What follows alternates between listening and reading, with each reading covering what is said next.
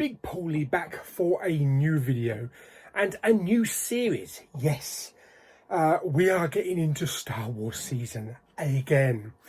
And I thought, what better time to go through the entire movie saga,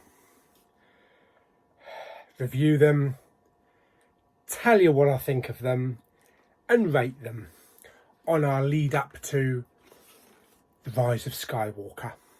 So I'm going to be going through episodes 1 to 8, also Solo and Rogue One as well. So let's kick it off. We'll start it at a new beginning. Yes, although Star Wars was the very first film, we're going to kick it off numero uno. That's right, The Phantom Menace. The what? That's what I said to myself back in 1999 or 98, whenever it was, when they first unveiled the new Star Wars title, The Phantom Menace. What the hell is that? Of course, we didn't know what was to follow, what exciting adventure was to follow, and that lovable CGI character that everybody loves. That's right, Mr. Jar Jar Binks. We shall talk about him later. Yes. Right, so let's get the disc in the player. We are starting from the complete saga. So episode 1, The Phantom Menace. And I'll talk a bit about the film afterwards.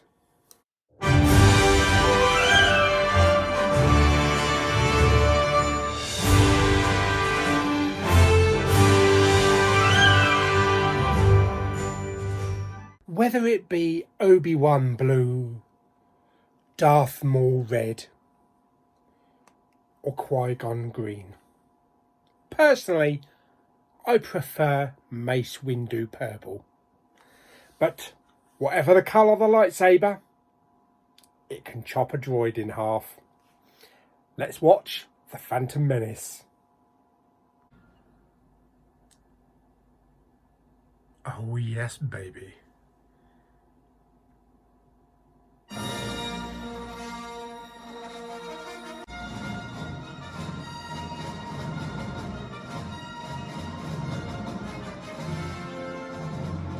Okay, so the first in the prequels.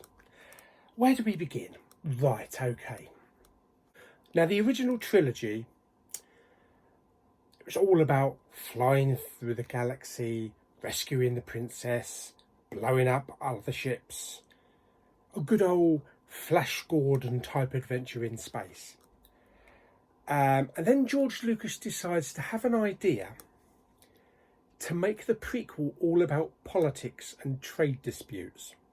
Who gives a crap? Who gives a crap? Yes, it's like Brexit in space. Okay, now The Phantom Menace has always looked gorgeous. Basically, imagine how Star Wars would have originally looked if the technology had been available back in the 70s and 80s. Would have been a completely different look. So we can imagine what that would have been like. But George Lucas had CGI at his fingertips. Used it in overload. Yes, absolutely. He wanted a full CGI character. And Jar Jar Binks was born. That's right. Mr. Jar Jar Binks. Mr. Humble Servant. Mr. got flappy ears on, all that kind of shit. Yes, do we love Jar Jar? I think we do now. I think we do kind of a novelty now. We look back at him and we laugh. Back when the film came out, obviously the film was aimed at 10-year-old kids. That's what George Lucas envisioned. He didn't make the prequel trilogy for fans of the original trilogy. He made them for 10-year-old kids. And if I was a 10-year-old kid when The Phantom Menace came out, I would have absolutely loved it and I would have been lapping it up. Not that I've got any problem with The Phantom Menace, it's just we're in the weaker part of the franchise. But yes, for us, more mature adults that grew up with the original dialogue, the original acting, which was on point. We kind of felt a little bit let down. The dialogue in The Phantom Menace, on the most part, is bad, is terrible. We must disrupt all communications, don't I? For starters. I was wondering, sir, what are midi-chlorians? Yes, the dialogue does get worse as the film progresses. The acting, on the most part, I think probably Qui-Gon, Liam Neeson, is probably the most competent and the most endearing and believable character. In the first film, in the first prequel, Ewan McGregor is a little bit wooden. I know he's Qui-Gon's Padawan, but I still think he's a little bit wooden in his acting. Jake Lloyd, bless him, he has some of the worst lines. Are you an angel? Deep space pilots talk about them. They're the most beautiful creatures in the universe. Yes, he had some god-awful dialogue. Poor sod. No wonder he got bullied to hell at school and never got over it.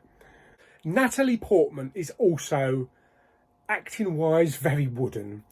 Although they can't make their minds up whether it's Natalie Portman or Keira Knightley. Natalie Portman, Keira Knightley. Just make your mind up. Stay on one queen. We don't need two Queen Amidala's. Oh, that's another thing as well. Over the years, we've mocked their names. We've got Queen Amadildo, Chancellor Valium, Captain Pancake. Yes, who can forget Captain Pancake himself? Of course, we've got the first time meeting of C-3PO, quite naked at the time, and R2-D2. We have Warwick Davis thrown in there for extra Star Wars connections. I think he played a multitude of characters. Ian McDiarmid playing a very different Palpatine at the beginning of his evilness, yes. Although I don't know where the hell Darth Sidious came from. They just keep throwing different names in.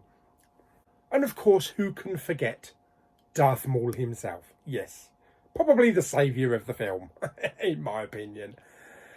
So the fight sequences. The fight sequences are really good. Very well choreographed, yes.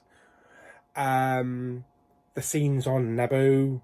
The jungle scenes are really good. So the special effects are really good. Top-notch special effects. The battle scenes are great. Some of the really good designs that they used in the film, such as the Naboo fighter, the yellow Naboo fighter.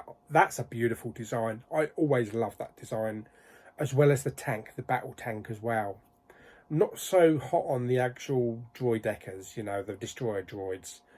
So basically, yes, the whole film was about trade disputes and taking planets hostage and all that kind of crap. Some fantastic action sequences, including the pod race. Who can forget the pod race? That is one of the highlights. And I remember when I went to see the film in 3D, when they were going to bring all of the films out in 3D, they only managed The Phantom Menace. And I went with Mama Bowman, and it was cracking. It was cracking in 3D. The pod race was absolutely fantastic. So on to the final scene with Darth Maul himself, played brilliantly by Ray Park, who, yes, I've met Ray Park a few times. Very nice man. I met him the first time in London. There was a shop called the Hollywood Store. I think it was called the Hollywood Store at the top of Charing Cross Road, where it meets Tottenham Court Road. There was a Hollywood store there, and he did a signing in there. So I got a 12-inch figure of Darth Maul signed, a lightsaber signed, and a smaller figure as well, which are in the storeroom with my Star Wars stuff at the moment. So yes, he was a very nice chap as well. Of course, he didn't voice Darth Maul. That was Peter, what is his name? Shawanowitz or something. At last, we will reveal ourselves to the Jedi. At last, we will have revenge. he had some of the best dialogue, actually. Even though it was probably about that long on the page. But that final fight, that choreography was on point. That was Star Wars. I'll tell you what, when they were fighting on that deck and then those doors opened, dun, dun, and he was standing there and he lit his lightsaber. And then he lit the other end of the lightsaber. Holy crap. That's Star Wars. Oh my God. The music. Oh my God. John Williams, you bleeding genius. You know how to capture an audience. And I saw a documentary once when George was actually overseeing production of one of the films. I can't remember which one it is. I think it might be The Phantom Menace, actually. And he was like, we're not here for the special effects and we're not here for the acting. We're only here for the music. I agree. The music is amazing. The choreography on that fight scene was incredible. The backflips, the tumbles. Oh my God. It just goes on and on along those platforms. Tumbling. Oh, and at the end, I always wondered at the end, if you strike me down in anger, I shall become more powerful than you can ever imagine.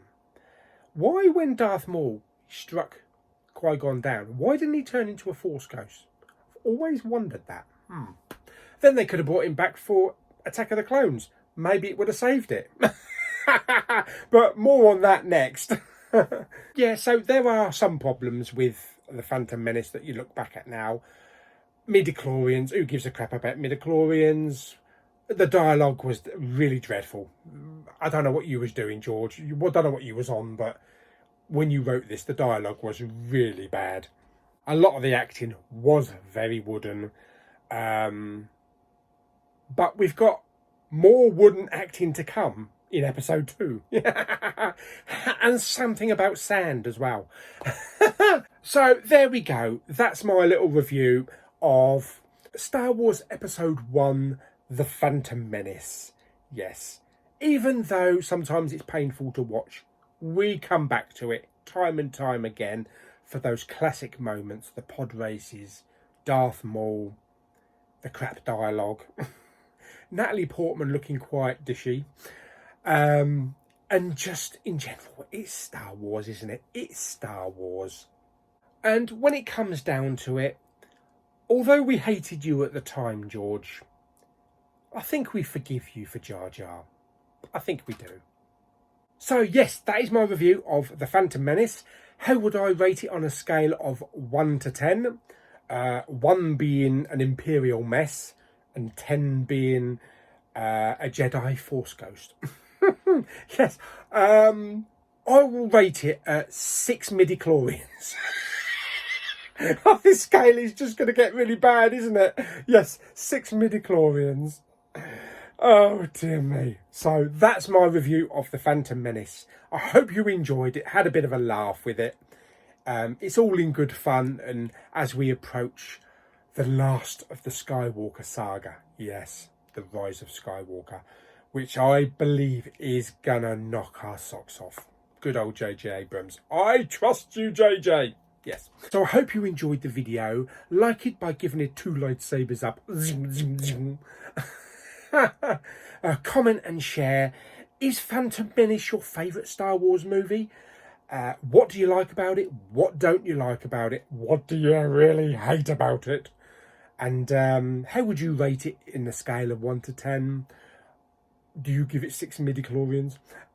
Don't forget to subscribe, and I'll see you on the next Star Wars review in a couple of days, which will be Attack of the Clones. And we can talk about real wooden acting and sand. Yes. And Django. Yes, we all like a nice game of Django. May the Force be with you.